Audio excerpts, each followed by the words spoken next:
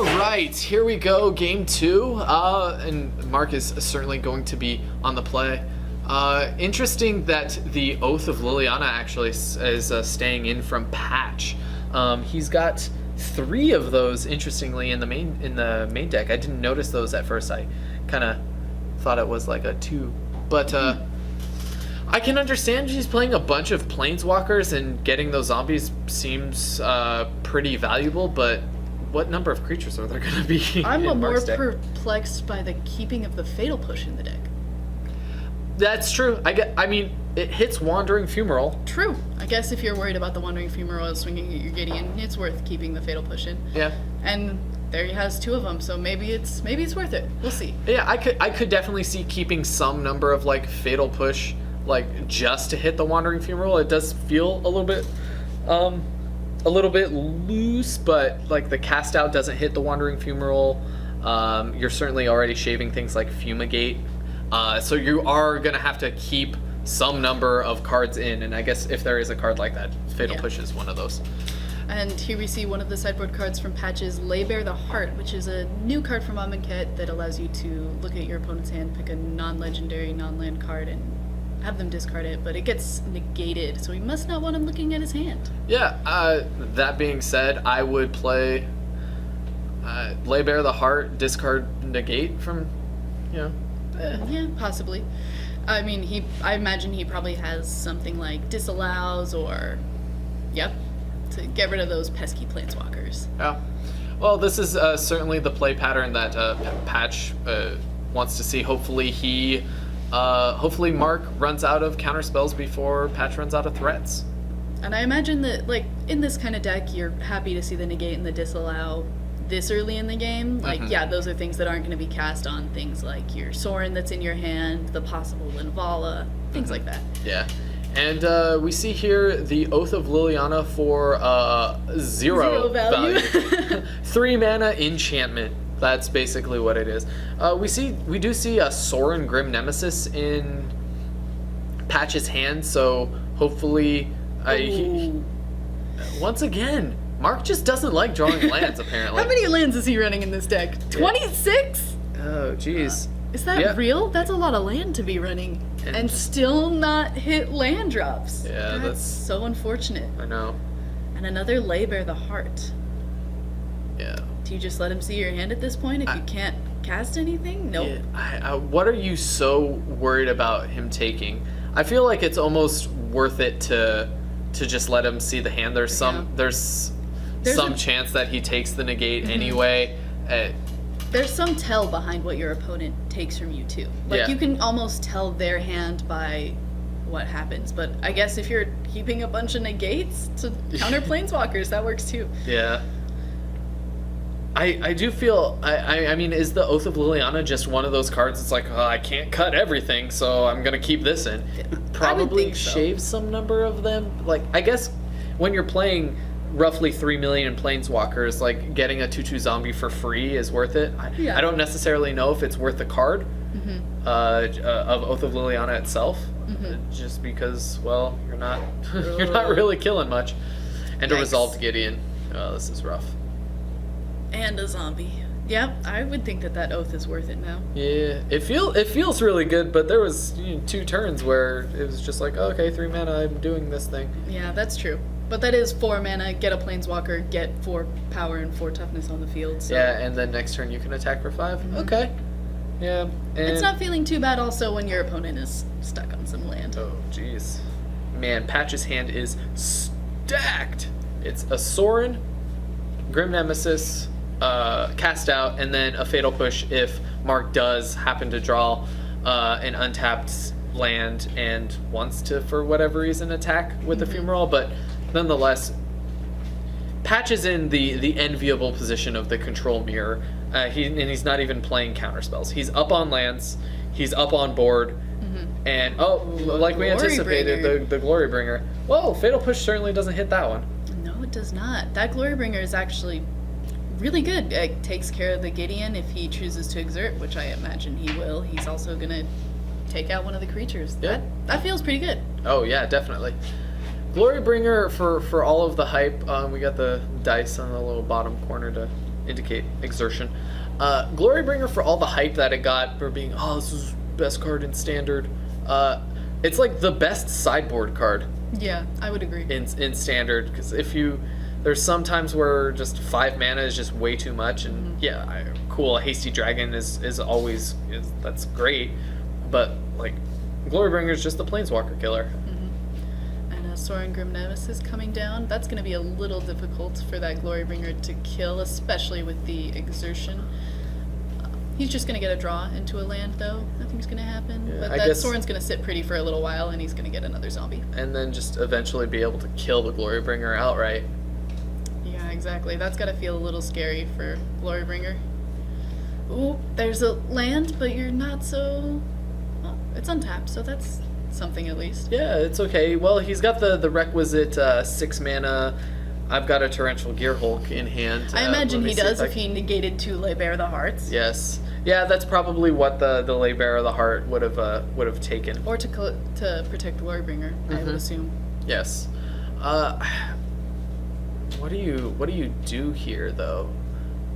Even if you've got Torrential Gearhulk, you know that there's some number of we didn't see the cast out in game 1, but he saw the Anguished Unmaking. Yes. Mark's is probably thinking out, okay, do I just run out the Torrential Gearhulk now, maybe Glimmer of Genius, try and get my hand up? Do I save the Torrential Gearhulk maybe for like a counter spell? If Patch decides to play another Planeswalker to try and get further ahead, do I try and ambush a zombie?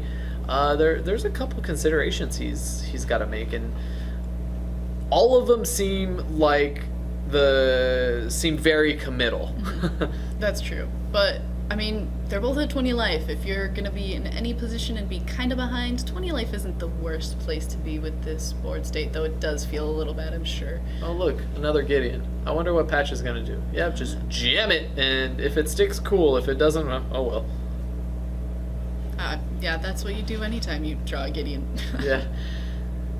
Once again, I don't think I can say it enough. He's in the very enviable position. He's already substantially far ahead on board. He's at parity, I guess, on lands. I guess if you're at parity in lands and you're just so far ahead on board. Yeah, especially the moment Mark missed his 5th or 6th land drop, what it was, you're just feeling pretty bad. Yeah. He's gonna Torrential Gearhulk, negate the Gideon. Sure. That's not too bad. That feels pretty okay. Yeah. And he just kind of has to hope that there isn't a removal spell of some sort for the Torrential Gearhulk. Oh. But there is. And there's the cast out. And now the Sorin is free to take out the Glorybringer, especially because, well, the Glorybringer is going to untap next turn because it's past its exertion phase. But Sorin should go down to 3. There we go. Yes, Sorin down to 3. And Patch also just gets to gain a bunch of life. I'm actually really surprised that more people aren't playing Sorin. I guess Sorin definitely feels better in this matchup that's kind of dirtily. Yeah. As opposed to a lot of people won't play him now because he costs 6 mana, and if there's a bunch of aggro decks, that feels worse to do. That's true. It's kind of unfortunate how we both kind of came to the same conclusion that Glorybringer is going to be super good in this matchup, but then he just has a card from his main deck that already answers it in the form of Sorin. Even just playing it, and then okay, cool, your Glorybringer is dead. Yeah. What do you do if you see your blue-red opponent animating a Wandering Fumarole and swinging when you have 2 zombies on the field? Sure. Do you bounce? Do you bounce or double block to offer the trade? Yeah, exactly. Sure. I think he's enough ahead, and the fact that the attack happened, like what's going to happen here? He can possibly Magma Spray one of them if a double block happens, but who cares? Then they end up bouncing off of each other. Oh, interesting. I guess that's the best of both worlds. He blocked with one, and Mark really wanted to trade with one of the zombies. I mean, I guess that's taking away one of the creatures, but I feel like it feels bad to lose a land for a token. Yeah, and I feel like if you're going to do that, you maybe block. If you're in Mark's position, you think there's probably going to be some number of removal spells less. Maybe you bounce off. I guess it opens up the land to being able to get Sorin, but doing that aggressively feels a little not not necessarily the strongest. Plus, it leaves you tapped out. I'd like to know what's in Mark's hand. It looks like we're a little card light. I was thinking that it looked like there was a cycle in it, or a sensor in his hand, which I would imagine that he tries to cycle. Harness Lightning on the zombie. Sure. How do you feel? It looks like Patches brought in a Forsake the Wordly, which is 3 mana, exile an enchantment or artifact. Huh. Well, he did see the Dynavolt Tower. The one of Dynavolt Tower. The one of Dynavolt Tower. So that might have swayed his opinion on how good that card is. And I guess it's a removal spell that kills Gearhulks. Does kill Gearhulks. So, but there's the Fatal Push for the Wandering Fumarole we talked about too. Yeah. I guess it's versatile enough where, sure, it might hit probably at minimum 4 things if he thinks he keeps in the Dynavolt Tower 5 things, and worst case scenario it cycles. It's not that bad. The cycle isn't that bad against, I would think, in this deck either. Like, you're drawing so much land, it doesn't bother you to draw a card that you're just going to cycle to draw another card. Yeah, definitely. I'm interested about the overall. Oh, geez, it takes 6. 5.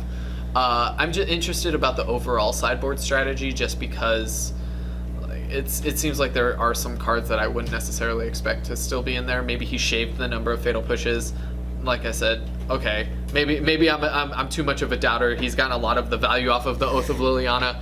He's just, if your plan is to just jam Planeswalkers all day, and sure, okay, I guess I'm wrong. It just feels strange. Or maybe he did shave them, and we just happen to see it this game. Well, he runs 3 Oath of Liliana, 3 Fatal Push. I would imagine he went down on Fatal Push before he went down on Oath of Lily. Yeah, okay. I imagine that could easily be like the one of Fatal Push we saw. Yeah, that's true. I could also kind of looking at the sideboard, I could easily see like almost 11 or 12 cards coming in this matchup. Yeah, exactly. But it's not that hard to take cards out of here. Like, he's running Fumigate in the main. Yeah. I'd get rid of those. Is that Yahenni's expertise? I have a hard time reading that, but some expertise, and I imagine it's not Shram's. Grasp of Darkness feels really weak. Yeah. Like if your cast outs and your the card that you're going to bring in, the Forsake the Wordly, to be able to answer the Gearhulk, so you don't really need the cast outs anyway. Exactly. Keep some number of Fatal Push for. But it looks like he drew another Fatal Push that's sitting in his hand, so maybe he just got rid of a bunch of things and just didn't have enough things to shave in the control matchup. Okay. I mean, but if you're resolving Planeswalkers, you don't have that much to worry about, I guess. So what is he disallowing here? I would imagine it's a Planeswalker activation. Yep, he disallowed the Gideon Plus, it looks like. Well, we talked about this a little bit earlier. Sometimes that's what you gotta do. He is at 8 life, so Mark is considerably behind here, and Patch is at 24. And Ob Nixilis coming down. Yeah. Yep, that happens. Cool. I'm just going to draw all of the cards, and I really don't care about my life. You can just like subtract 10. And he left. There is a Grasp of Darkness. Okay. He's just got so much removal. I imagine you can only take so many things out. Yeah, exactly. Shave a couple numbers here and there. Some might be good in certain situations, others not. Harness Lightning one of the creatures. Yeah. And only take 2. Yep. So I guess he held that off as good in that turn as he could. Yeah. This is interesting. I kind of like Patch's interpretation of what the metagame will be. If you're expecting a lot of control decks, and it looks like he's just overwhelmed, Mark, with Planeswalkers. If you're expecting a lot of counterspell type decks, just Planeswalker after Planeswalker after Planeswalker after Planeswalker is just eventually going to get there. They're going to run out of their 5 hard counters or whatever they end up playing eventually. Exactly. I mean, like, his deck, his main board at least looks like very stacked to deal with every aggro deck, and I mean, he just beat a control deck, so maybe, I mean, what round was this, 4? Yeah. Yeah, I mean, clearly he's 4-0 at this point, so it must not be that bad of a plan. He knew something, and this isn't really a super meta deck that we've seen. So. Yeah, I'll be interested to see kind of how this develops a little bit more. Obviously, a lot of the threats are really expensive, and maybe that's kind of like the Oath of Liliana is like that little bit of a concession if you're playing, 9 Planeswalkers or a lot of Planeswalkers. A lot of Planeswalkers. A lot of Planeswalkers, the sacrifice and then just being able to create zombies. I do think it's also really weird, I have to note, that Patches is playing 1 Fetid Pools and 1 Scattered Groves, which are the dual cycling lands. Okay. For whatever reason, they cycle. Yeah, yeah, exactly. They do cycle, and sometimes, I guess you would play a come into play tapped swamp or a come into play tapped island if it happened to cycle. Like if you're not too worried about your mana base. And I guess white and black don't have a ton of good draw spells right now, so I guess why not play some cycle lands? Yeah, there we go. And if you're not facing too many hyper aggressive decks, I feel like red white he would still have a little bit of trouble against. Yeah, exactly. But if you end up not facing too many of those, you can end up going the distance. But you might as well go for the spicy dual lands. Hell yeah, why not? Well, I guess that's our end for round 4, and we go into final round 5. Yes, the final round of Swiss. Let's see what's coming up.